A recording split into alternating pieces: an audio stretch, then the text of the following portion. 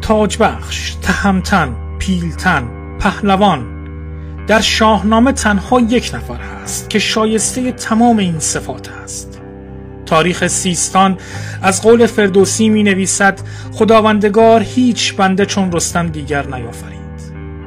موسی خورنی مورخ ارمنی سده 5 میلادی او را پهلوانی می داند که نیرویی برابر 100 پیل داشته است.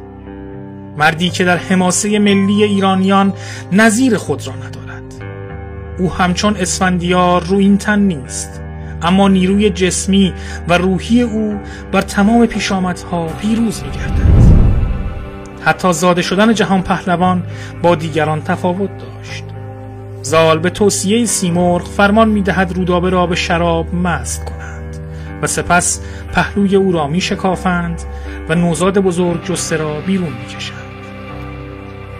سیمرغ درباره کودک چنین پیشگویی می‌کند: که از این سرو سیمین بر ماه روی، یکی نره شیر آید و نامجوی. که خاک پی او ببوسد هژبر، نیارد گذشتن به سر برش ابر. 10 دایه او را شیر می‌دهند و زمانی که شیرخوارگی او تمام می‌شود، خوراک 5 مرد او را سیر می‌کنند. به رستم همی داد 10 دایه شیر، که نیروی مرد است و سرمایه شیر. چو از شیر آمد سوی خوردنی، شد از نان و از گوشت افزودنی. بودی 5 مرده مرو را خورش، بماندند مردم از آن پرورش.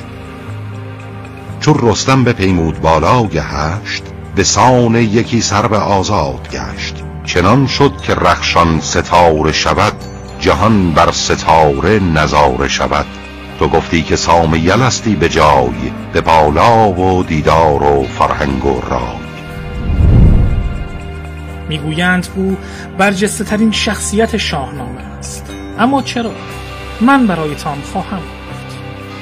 او بود که کوه سپند را فتح کرد، همانجا که نیایش نریمان کشته شده بود.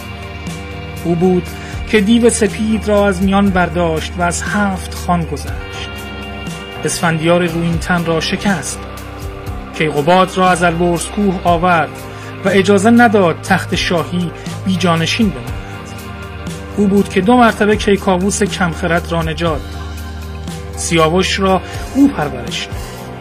انتقام سیاوش را او از تورانیان ستاند.